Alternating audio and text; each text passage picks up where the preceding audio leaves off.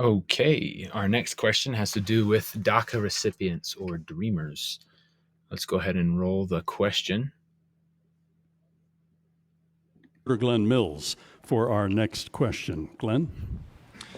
Gentlemen, as we speak, the fate of thousands of dreamers across the country lies in the balance as DACA makes its way through the court system. In the meantime, advocates are calling on Congress to act. My question is, do you support a permanent solution?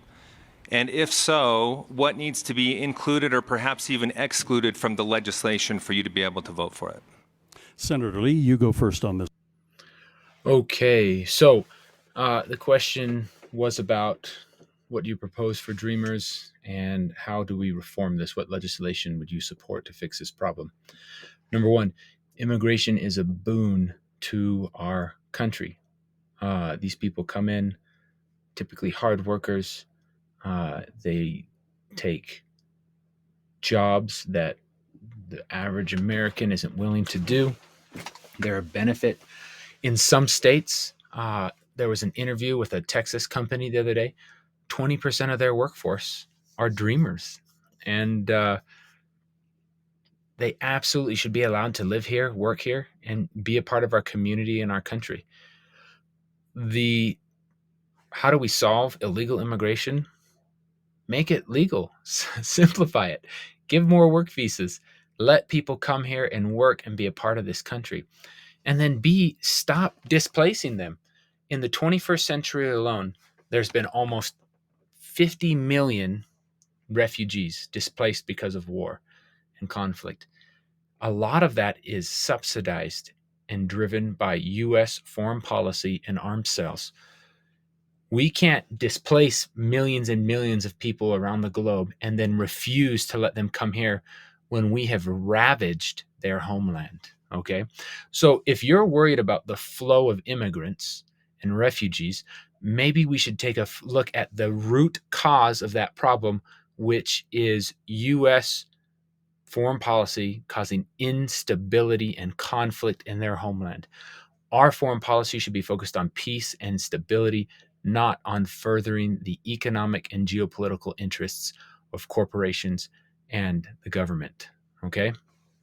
That's number one. Don't create refugees. Don't create those crises. Number two, immigrants should be allowed to come to this country. Our borders should be open. It should be easy to come here, register, get a visa, apply for citizenship, be a part of this nation, be a part of our community. Okay? The idea that people from other countries are coming from shithole countries and things like that. Listen, a country is a shithole country a lot of times because of sanctions we have placed on it, and the opportunities that they have not been afforded.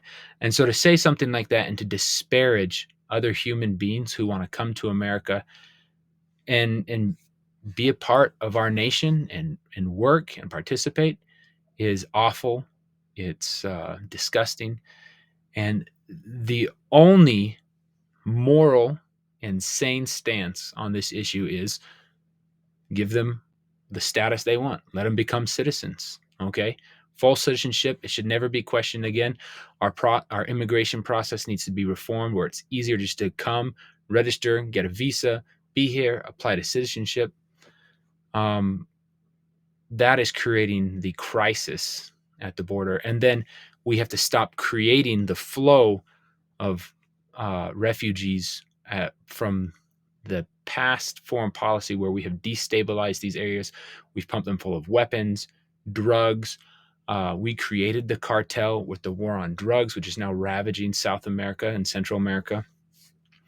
We have to end that foreign policy so people want to stay in their homeland. Nobody wants to leave where they grew up and where their heritage and culture is, unless they're forced to leave to seek asylum and to seek a safer place where they can raise their family and live peacefully.